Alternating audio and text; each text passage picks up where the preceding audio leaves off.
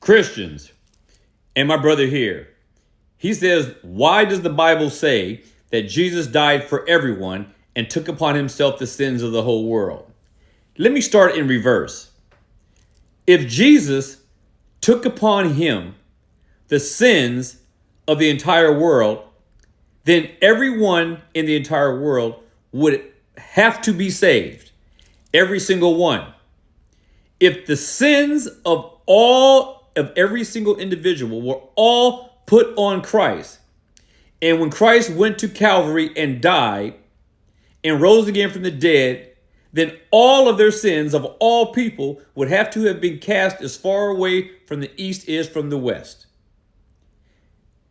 You, my friend, like so many people, don't understand the vicarious substitutionary work of Christ on the cross, which means he went in the place of those for whom he died.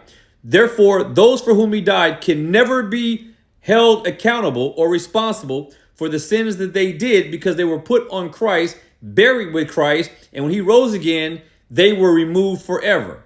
What you're assuming is that if Christ died universally for everyone, and if he removed their sins universally, took away the sins universally of every single man without exception, then no man would be going to hell.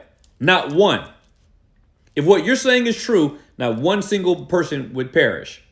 Now, every context where the scriptures says, I can't think of one where it is different. Every context where it is said that Christ died for the whole world, it is saying that he died for the whole world without exception. Without distinction, not without exception. Jesus died on the cross for all of mankind without distinction, not exception. They're two different things. And the lesson that Jesus was conveying in that he died for the whole world was that he didn't just die for the nation of Israel, but that he died for people of all nationalities, kindreds, ethnicities, and tongues. It is simple as that. He died for all mankind, regardless of their race, nationality, bloodlines, etc. Not every single man without exception, but every single man without distinction, which means that the body and the household and the church of Christ are comprised of members of Israel and every Gentile nationality on the planet.